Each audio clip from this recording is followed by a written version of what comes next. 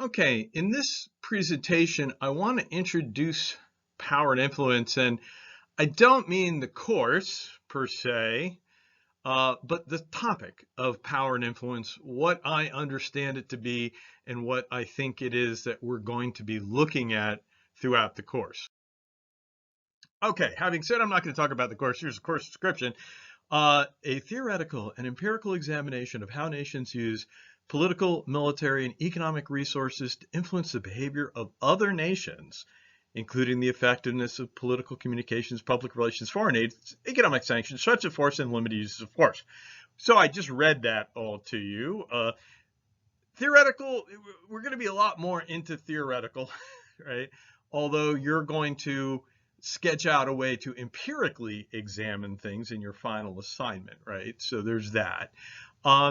And just basically looking at, you notice we don't have the word power in here, right? Resources to influence the behavior, right? That gets to kind of what the definition of power is in my head, just to get it out there. Power is, in my mind, getting someone else to do something they wouldn't otherwise do, right? Changing the behavior of other people in an intended direction. That's power. Some people talk about influence, right? And when I was studying sanctioning, people talked about influence being, well, you might not change their behavior, but you can change the payoffs they receive from that behavior, and that's influence, right? And I tried to make a distinction between those two, and I don't know if it's a really good distinction. By the way, it shows up in this course because way back in the 90s, I designed this course and we added it. And so I was teaching it at the John F. Kennedy Special Warfare Center and School to people who were going to be PSYOP officers. And so we were very interested in certain things. So the power and influence thing, I don't know if it's a good distinction, but there it is. By the way, we're going to look at political communications towards the end of the course. You can put public relations in there. I used to have a big section on public diplomacy. That has largely been supplanted by looking at information warfare and disinformation and kind of, a more modern topic, I think, or a more contemporary topic. Foreign aid, yeah, sort of mainly economic sanctions. We have a lot on economic sanctions and threats of force in the beginning of the course. Limited uses of force, that's coercive diplomacy. And there is a little bit of discussion of that in here as well. So that's what the course description is, at least. Okay, let's get into, I already touched on it, but what are power and influence? And this is a distinction, like I say, that I came up with or I read in the literature on sanctioning. And I don't know how excited I am about it, but power is getting someone to do something they otherwise would not do. Now that's problematic, and we're going to see, and in fact, the readings in the first week go to this question of what is power and what do we conceive of it? And that's, it is problematic. It is not a straightforward thing. There is not one definition. I'm giving you my take, okay? So getting someone to do something they otherwise would not do. That is a results-oriented definition. Now we can talk about capability, right? Capabilities are having resources and attributes that allow you to accomplish a task, right? And realists talk about the distribution of power. They then, quickly say, well, let's talk about capabilities, right? And so they're leaving unspecified or ill-defined what exactly the translation is from capability to power. But they say, look, if you got capabilities, you probably got more power, right? So having a large economy, having a large military, a large population, access to resources, et cetera, that's capability. But, my point is it kind of leaves open this idea of, well, what are you trying to achieve, right? What's the power? What's the capability to do what, right? So that's my quibble with that. The key thing about this, though, when we talk about power, at least when I do, I say, look, there's two other things here. There's the agent, right? Who's going to use the power? And then there's the target, right? The subject of the agent's attempt, right? And so the target becomes very important, right? And I think targets are very important. There's also, by the way, something that's not listed here that one might add in. That's the demand. Let's call it demand, or the objective, right? You might like that better. But if you're trying to get someone to do something they otherwise would not do, that implies that there is some thing, right? There's something. What is the something, right? What are you trying to get them to do? And I argue that that's a huge part of power, right? If you're trying to get someone to do something minor, it's easy to do. If you're trying to get someone to cut their throat, either literally or metaphorically, and usually it's metaphorically in terms of the things we're talking about, violating a nation's sovereignty or giving up, its citizens or something, giving up, leaders. Actually, for leaders, it's being kicked out of office, right? That's the worst thing to happen to them. But they're very different demands, right? The scale of the demand turns out to be important. And so these are contextual things that greatly affect power, I think, right? And then, like I say, influence. Another way to think of it is, can you affect someone's decision making, right? So I may not be able to control them, but I'm changing their payoffs or affecting their decision making. And so influence is kind of almost failed power, I guess. I really, over the years, have not found that the distinction is that great, but it's here. We're going to talk about power mostly throughout the course. Okay. I've already kind of laid out the basis for these two conceptual problems. There are more, but two big ones, right?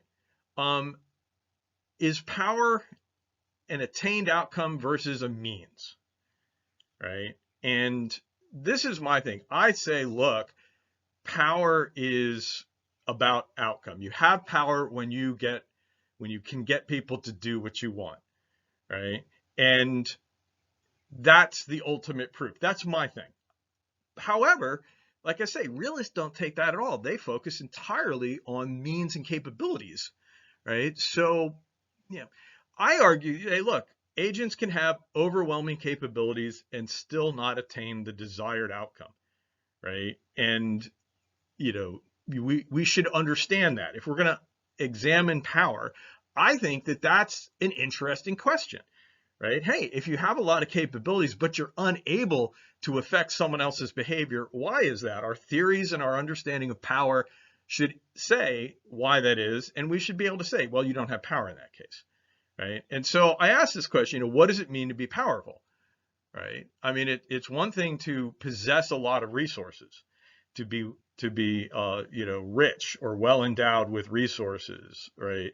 But does that mean you can actually get what you want, right? And that's, to my mind, the critical question, especially for us as political scientists. Other people may disagree, okay? The other thing is the relational nature of power, and this is something I think is very important when talking about power. Agents use resources to attempt to change targets' behavior. Right? The word behavior is missing there, right? And so the target has a vote, and it contextualizes the agent's power. And again, I probably should have demand in here as well, right? An agent tries to get a target to do something, right? And the target has a lot of, brings a lot to the table, right? And in the military, there's that the enemy has a vote on the battlefield. Well, that directly translates here, right? Targets have a vote in the use of power. They can resist you or not, right? And I think also a key thing that's relational is, what is the issue, right? This is another way of putting it. What's the demand? What's the objective, right? That's very important because, again, the more you're asking of the target, right, the more likely the target is to resist you, and therefore not do it. So, to say I have a nation has power, I say it's relational because it's like, well, power vis-a-vis who and over what, right? Those are two important relational things, contextual aspects to the relation. So in that sense, to talk about being, blanket powerful vis-a-vis all nations and vis-a-vis all issues is problematic, which of course is exactly why realists defaulted back to looking at capabilities, because they were looking for something that could be objectively measured and, or at least consistently measured over time. And it made a lot of sense to do that, to say, well, let's talk about capabilities instead of power, because power has these complicating factors. Guess what? This whole course is about the complicating factors. So we're gonna delve into those things.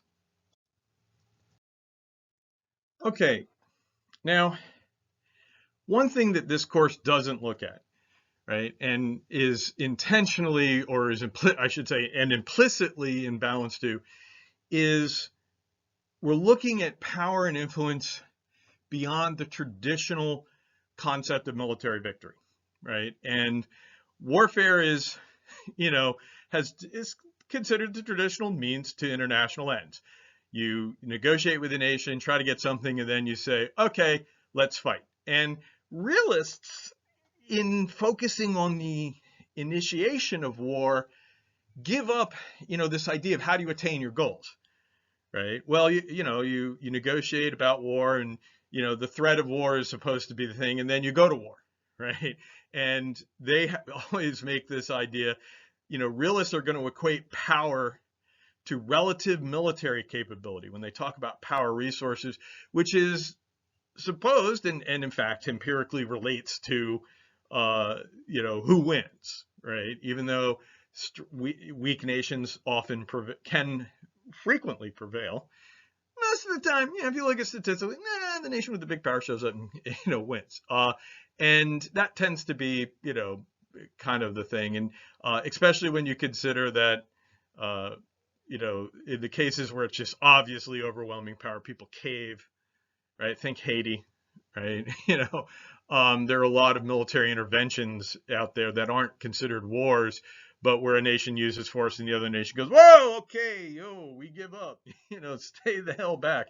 And those examples are not big in our minds. For instance, did you know that Britain invaded Iceland in World War II? Right? And their invasion consisted of them showing up at the dock, unloading their troops over the objections of the local police, who in the end performed crowd control, right, to keep things from getting out of hand, right? And the British just walked in, and the Icelanders are like, oh, we got cops, we got nothing.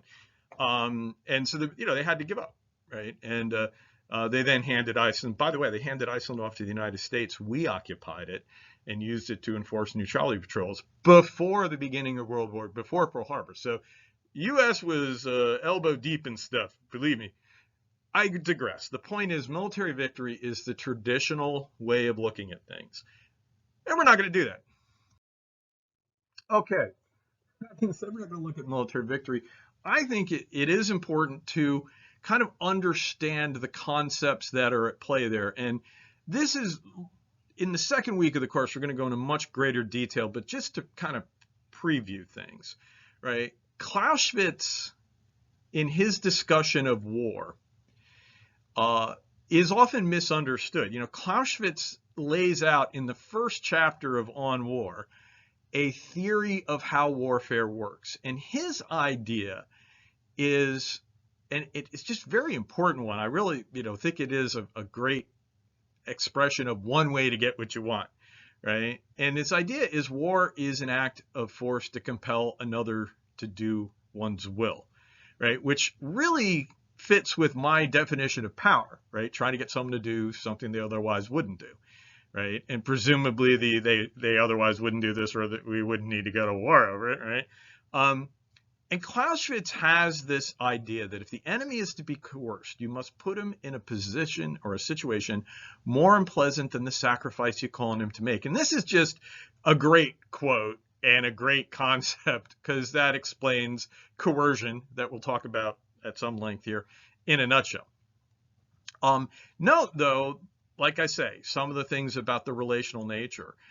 This definition entirely depends on the target's subjective evaluation of the situation you're going to put them in and the sacrifice the agent is calling on them to make, right? And this is, I think in Clausewitz, who's taken as being this, he's got his whole theoretical thing. You wipe out the other guy's means to resist. He thinks that the most unpleasant position anyone can be placed in is to be unable to resist. And so he says that's a theoretical extreme. But in general, he says, no, sometimes you don't go all that way.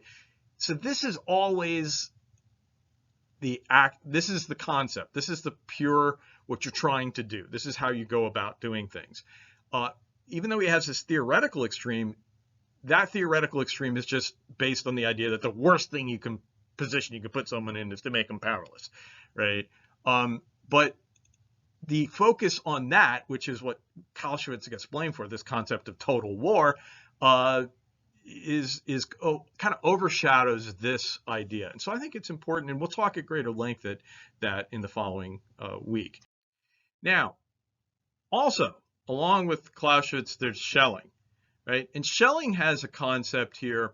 And like I say, just like Clausewitz, we're going to talk at greater length of them, but I'm trying to kind of foreshadow or bring up some of the conceptual issues with power that they're going to deal with, right? Schelling talks about brute force versus coercion, right? And he argues that brute force is basically attaining the political objective directly, right? And so if the Iranians have your hostages, have taken your embassy personnel hostage, and you want them back, well, you can fly in and rescue them and pull them out, and problem solved. Objective directly obtained. That would be an exercise in brute force. Hey, the Iraqis are in Kuwait. We don't want them there. Well, we can go and kill them all, or make them run, or both. I mean, some combination, something in between there. Right? We can go in and just, with military force, we can boot their military out, and, Kuwaitis are free to come back in. We can do that, right? We can directly attain objectives through the use of military force. That's what Schelling calls brute force. And he says it's undiplomatic, purely military.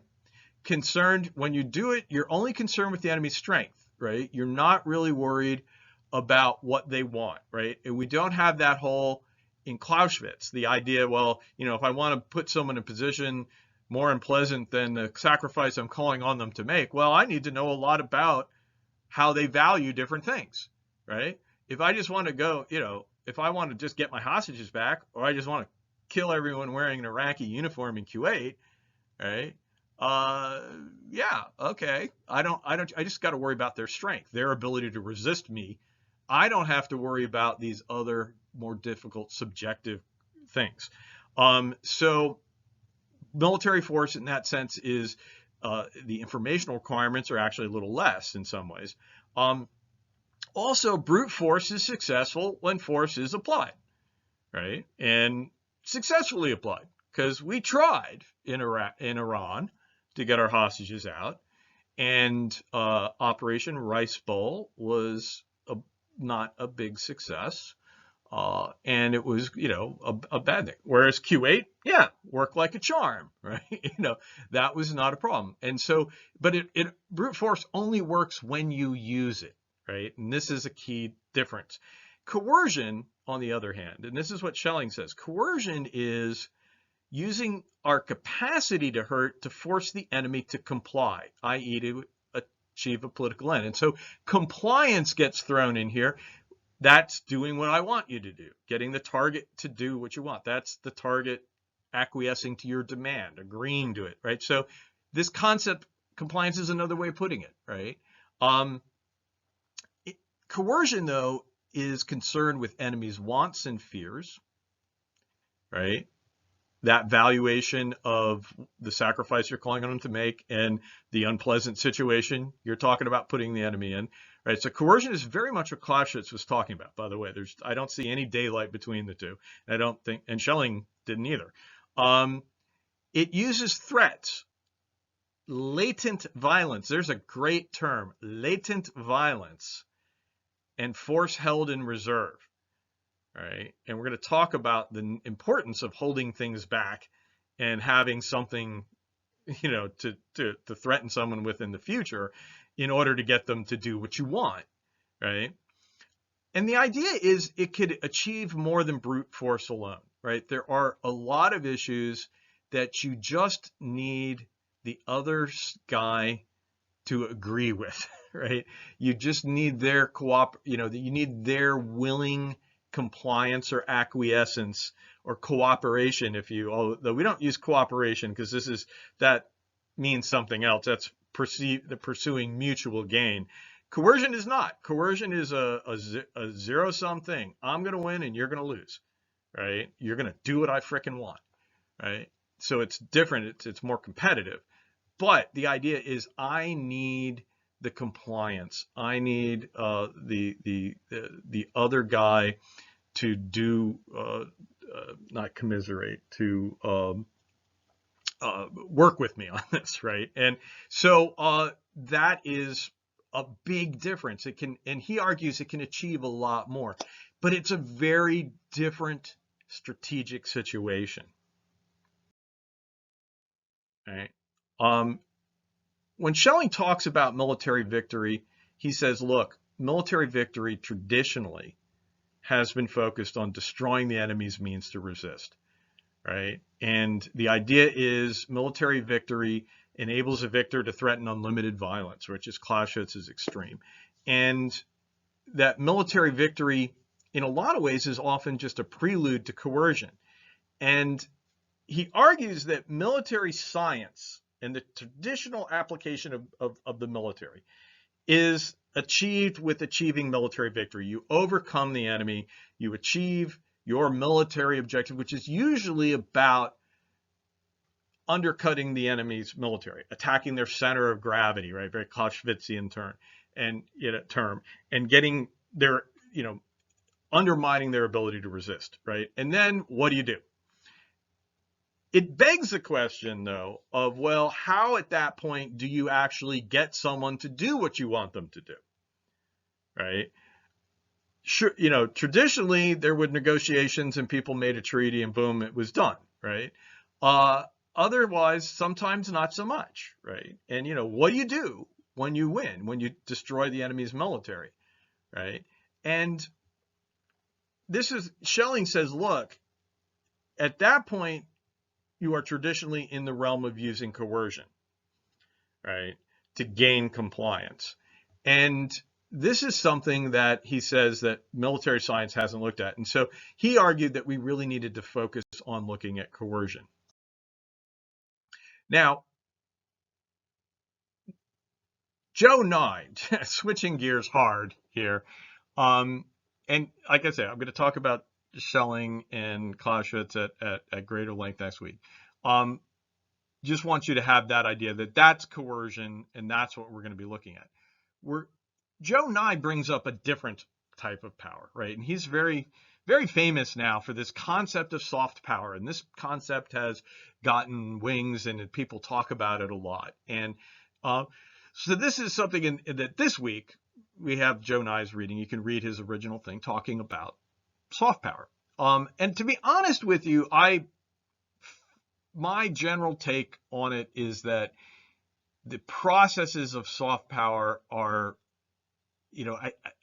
vague, and I think they're not sufficiently unpacked and understood, right? And so I think that he's got an umbrella term for stuff, and we haven't pulled out exactly what you're talking about. But you can read and see. Maybe I'm just not getting it. But the key thing, though, hard power relates to coercion and rewards. And a very important thing to understand about hard power, it's very material, right?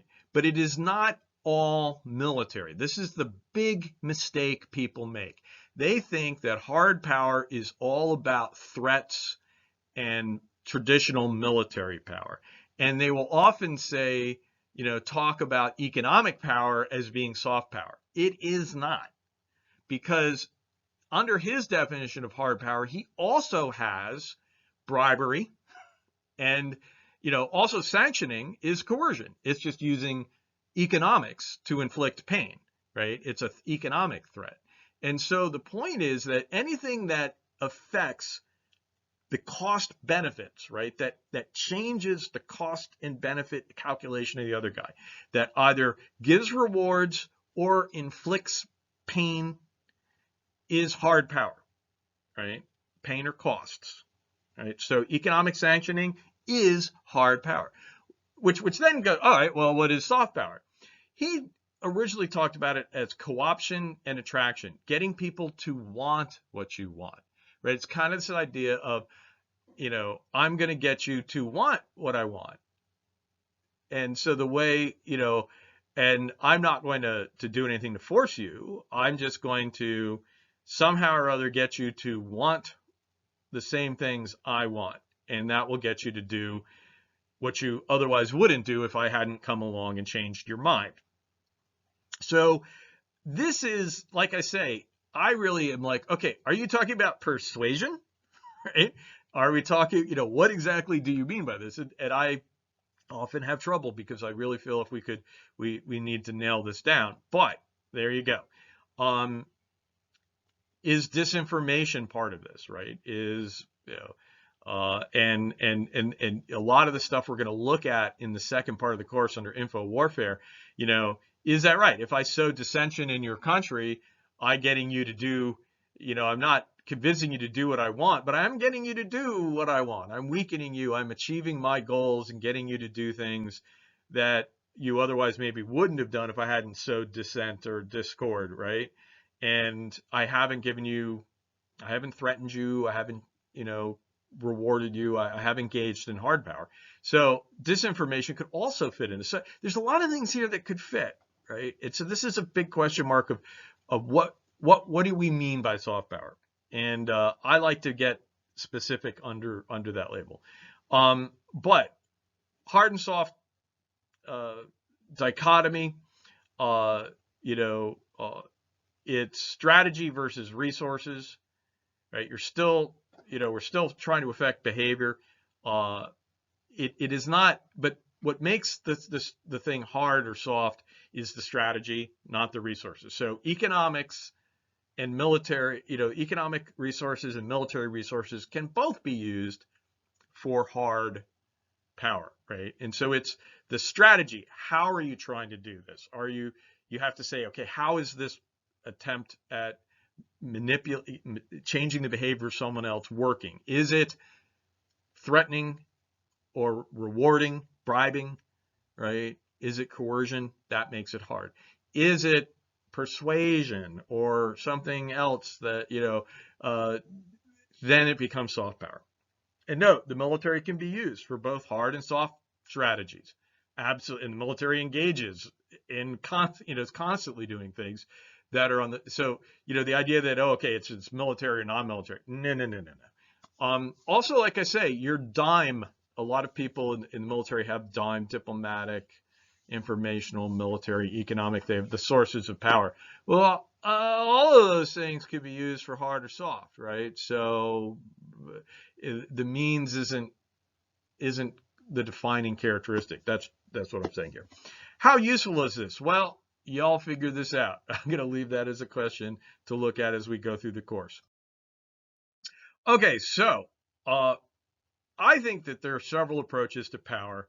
And so this is just a typology, and I don't know how good it is, but let's just start, let's just have it in our heads as we go through the course. Brute force is using force to directly accomplish a goal. It's what the military likes to do. Give me a militarily obtainable objective, and let's hope that's the political objective, so we're done. Once we get done, we're done, right? And that's brute force. Coercion is using the threat of punishment to gain compliance. That's often what we're trying to do, often very difficult. And coercion, first of all, brute force, we aren't looking at in this class. That's beyond the scope of this course. Coercion, absolutely looking at that. Cooperation, promises of rewards are used to gain compliance from a target. Honestly, not looking too much at that in this course, right? But that's bribery. We do have Baldwin's thing about positive sanctions. And so there is that notion of, hey, can we get people on board? Persuasion, messages are used to make the target want to comply on its own. So I like to say, okay, persuasion. Are we persuading somebody, right, to get them to do what we want? That would be soft power, right? But I like it because it's like I'm now getting to the mechanism, being more specific about what I think is actually going on. Then there's transformation. Can we change political, economic, or social reality to change the target's behavior, right? And this is where transformation is probably the category into which disinformation, election meddling, all that stuff that we are now worried about would fit, right? And so, can I change reality in some way by transforming conditions that kind of steer somebody on their own into making a decision without, now is that, I'm not making and the difference is in hard power, you're making a conditional threat, right? If you do, or bribe, right? It's this hard conditional thing. Can you, on the other hand, can you transform political reality in some way, economic reality, social reality, so that, behavior, the best option is to go ahead with this, right? And so there's nothing conditional about it, right? And we basically change things, like I say, create such political discord in a country they can't do what I don't want them to do, and if I'm trying to deter them, or make, change the reality so that people will want to limit carbon emissions, right? Come up with a new technology or something, Transformation is this other concept, right? Persuasion changes your minds, the material conditions, the conditions of the world don't change. Transformation doesn't change anyone's minds, but changes the conditions of the world, right? And so these are two things. Is this mutually exclusive? I don't know. Here are some categories that you can think about, and hopefully as we go through the course, maybe these will make sense. Okay, this week we've got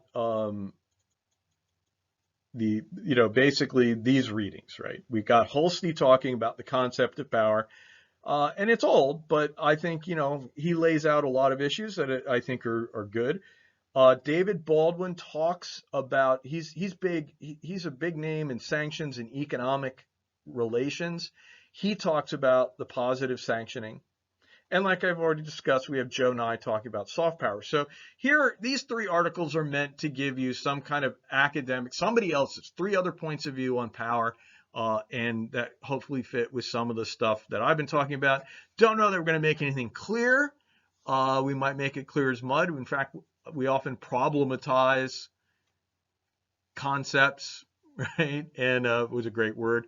And so that's what, what I've got you doing, and that's we also have the Joe Nye video in addition to this one. So also, as always, there's the introduce yourself on the discussion board, and that constitutes your participation in the first week, as does what suffering through this 30-something minute presentation. So hopefully that introduces the course, the topic.